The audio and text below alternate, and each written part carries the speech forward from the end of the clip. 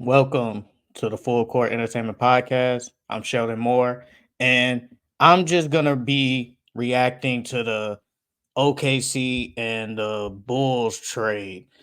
So, a lot of people who saw the trade, it was Alex Caruso for Josh Giddey.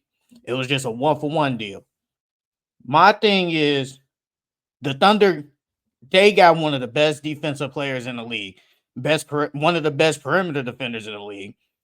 Alex Caruso, he plays. He's a good on ball defender. He's really good at steals. He averages steal and a block per game. He did average 10 points, 3 boards, 3 assists. But the thing is, he shot 40% from three. Now I know he didn't probably take a lot of threes, but he still shot 40%, which is pretty good. I'm not gonna lie.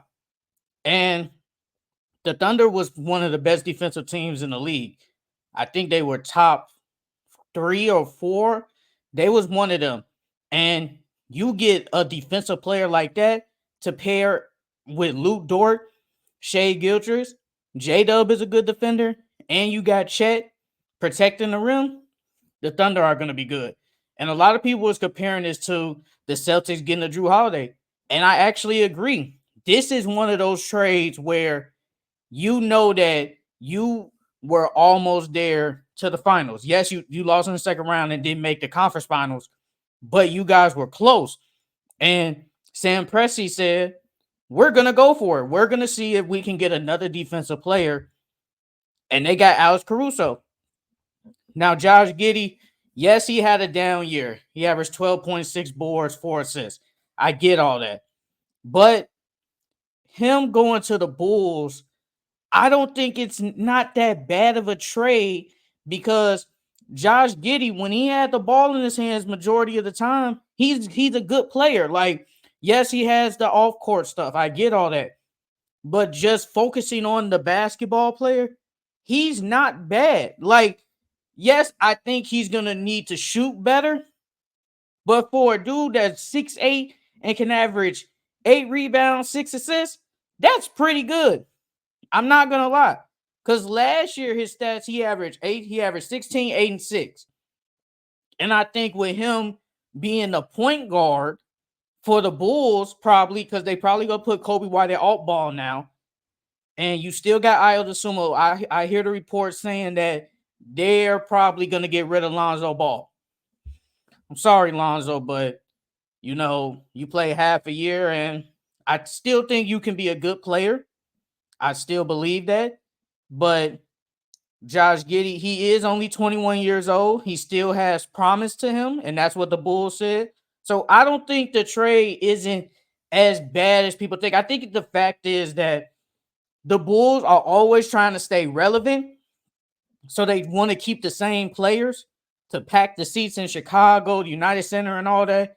But there were reports saying that they could have traded for Alex Caruso in the middle of the season, and teams were offering to give up multiple first-round picks or a first-round pick. And they decided to not do it because they want to stay competing for a playing 8 seed and just get bounced in the first round. Me personally, I don't get that because I think that's so unnecessary. Like, just going to full rebuild. Now, I get it. The years prior, after the Bulls had Jimmy Butler, Wade, and Rondo, you were bad for like 3 years. You finally get good players in DeRozan and Lonzo Vucevic. They come over. Then Lonzo gets hurt and everything goes down the drain. I get all that. But at the same time, you need to know when to hit the reset button and stop trying to be competitive. Like, there is no point. I think Bulls fans know that we're not good. We're just not a good team. And that's okay. That is perfectly fine. But you just gotta let the fans know that we're just not good. We're gonna hit the reset button. Now, there was a report yesterday that the Bulls could have traded Caruso for the 13th pick from the Sacramento Kings. Me personally, I don't know if anybody in this draft is probably going to be better than Josh Giddey at Josh Giddey's full potential. If anything, I'm thinking that player, depending on who it is at 13, that they'll just be at the same level as Josh Giddey. And if that's the case, I feel like there's no point.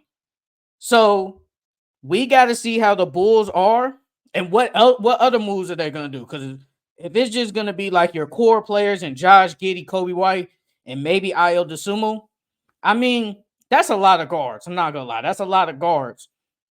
And I'm expecting Josh Giddey to have the ball in his hands majority of the time. And I think that's where he's at his best because with Shea Gilchrist there, it does kind of hinder him because last year when he was, you can probably say the second or the third best player because there was no Shea, he was good. Like he really was good.